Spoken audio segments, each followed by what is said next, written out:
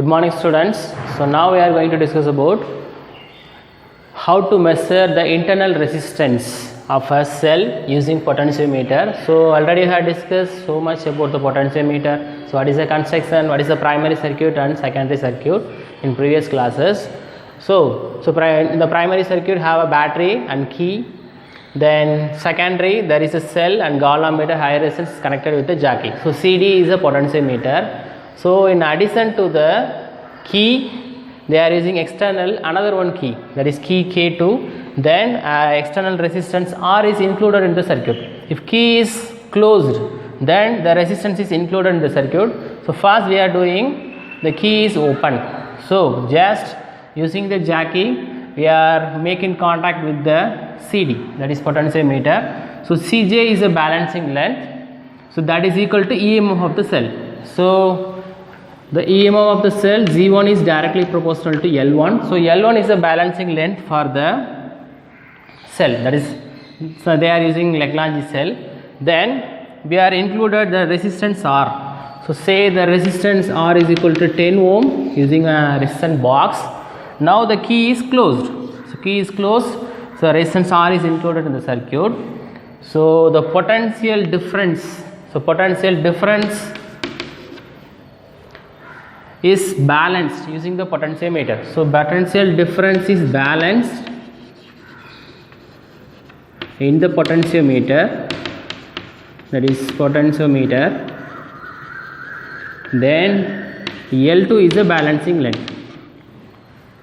So potential difference along Cj, that is the potential difference is balanced in the potentiometer. So that is a potential difference across the resistor R is balanced using that jockey. So potential difference is balanced in the potentiometer. So the L2 is a balancing length after including the resistance R. So what is the current? So using Ohm's law, V is equal to IR, I is equal to V by R. So current I is equal to V. So what is the voltage? That is Z. And what is the resistance? So due to the cell have a internal resistance. So the cell have a internal resistance, that is R. Then external resistance. Then so it's both R and R are connected in series.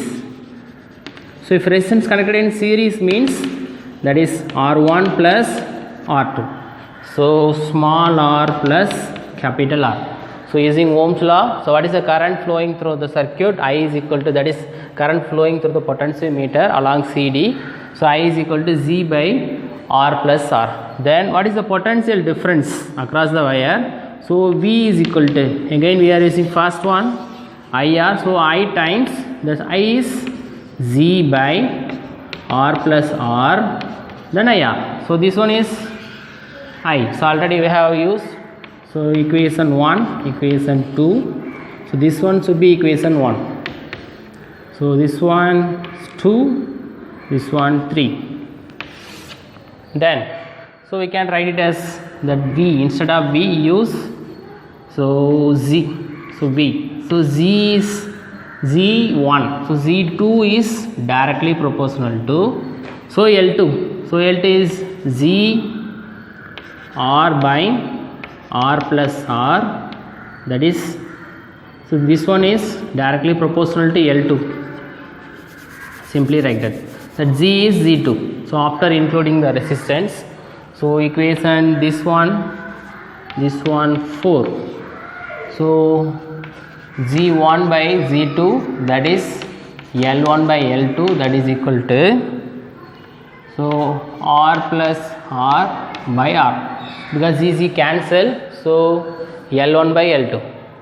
So we need, what we need? So L1 by L2 is equal to R by R plus 1. You can write it as so R. So cross multiply. So R plus R whole divided by R. So we need, so R by R is equal to L1 by L2 minus 1. Just shift the 1 to the left hand side. Then what we need? The R, that is internal resistance, that is L1 minus 1 by times R. So simply we can write it as L1 minus L2 by L2 times R. That is the internal resistance. So we can find the internal resistance. We know the balancing length L1 and L2 using the potentiometer. So R is a known resistance. So we can find the internal resistance of a given cell using potentiometer. And from this experiment we can repeatedly doing, we get a final result. So that internal resistance is not constant. So the value of internal resistance of a cell is not constant. So it increases with increasing the R value, that is resistance value across the cell.